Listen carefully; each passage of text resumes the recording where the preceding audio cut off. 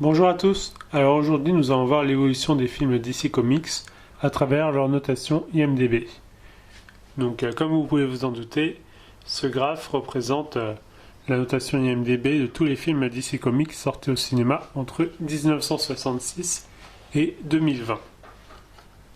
Alors ici nous avons Batman sorti en 1966 avec Adam West, qui s'en tire plutôt pas trop mal parce que le film, bien que très kitsch, devait avoir un certain charme pour l'époque. Ici, nous avons un premier point culminant avec le premier film de super-héros réellement sérieux, donc le film Superman avec Christopher Reeve, qui s'en tire avec la note de 7,3 sur 10.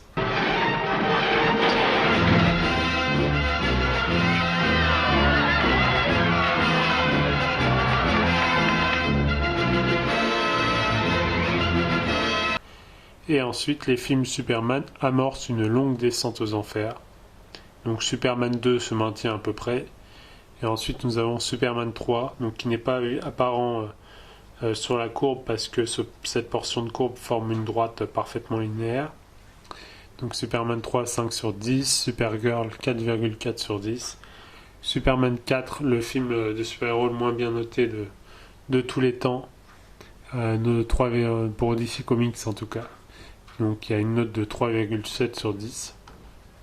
Et ensuite se produisit la même chose pour les Batman que ce qui s'était produit pour les films Superman. C'est-à-dire des films qui ont des notes très honorables. Donc j'ai nommé Batman de Tim Burton sorti en 89, 7,5 sur 10. Batman Returns toujours de Tim Burton, 7 sur 10.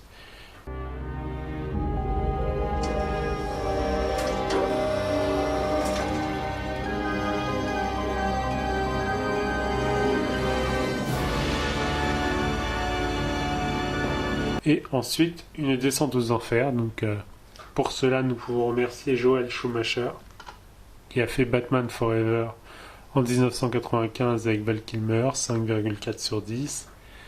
Et Batman et Robin en 1997 avec George Clooney, qui avait pourtant beaucoup plus de moyens que le film avec Christopher Reeve sorti 10 ans plus tôt, mais qui malgré ses moyens, malgré son casting, obtient la note désastreuse de 3,8 sur 10. J'ai envie de couper le blé en herbe avec vous. Ma pelouse est dans tous ses états. L'un de vous, petit vénard, est sur le point de butiner le miel. On ne peut pas aller aussi loin sans trébucher quelque part en cours de route. Et ensuite, pour sauver cette saga qui on va dire, allait tout droit à sa perte, vint Christopher Nolan, qui nous offra ces magnifiques sommets. Batman Begins, The Dark Knight, le point culminant, et The Dark Knight Rises.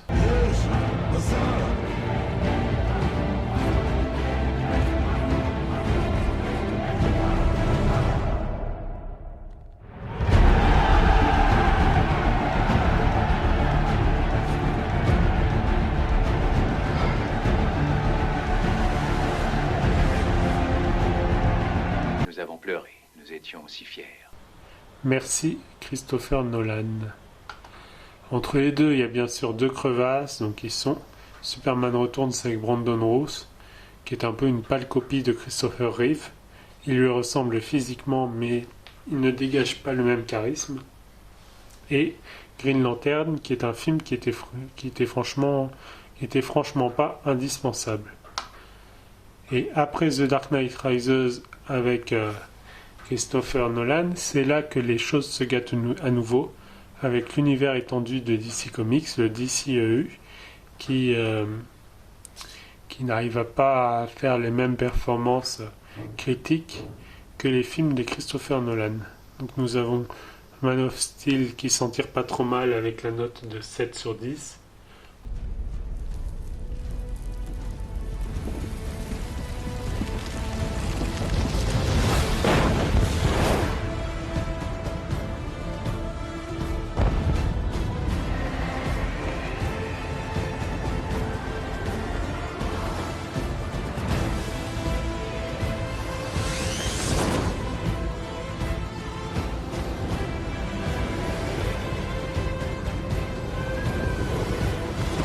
Ensuite, Batman v Superman, toujours avec Henry Cavill et avec Ben Affleck dans le rôle de Batman, qui s'en tire avec 6,4 sur 10.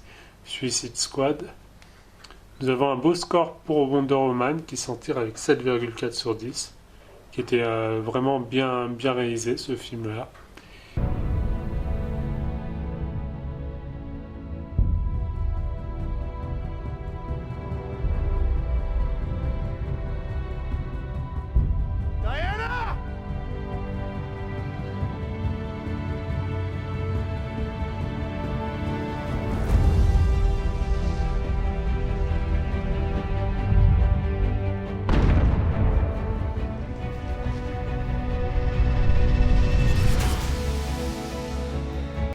Et à nouveau une descente avec Justice League.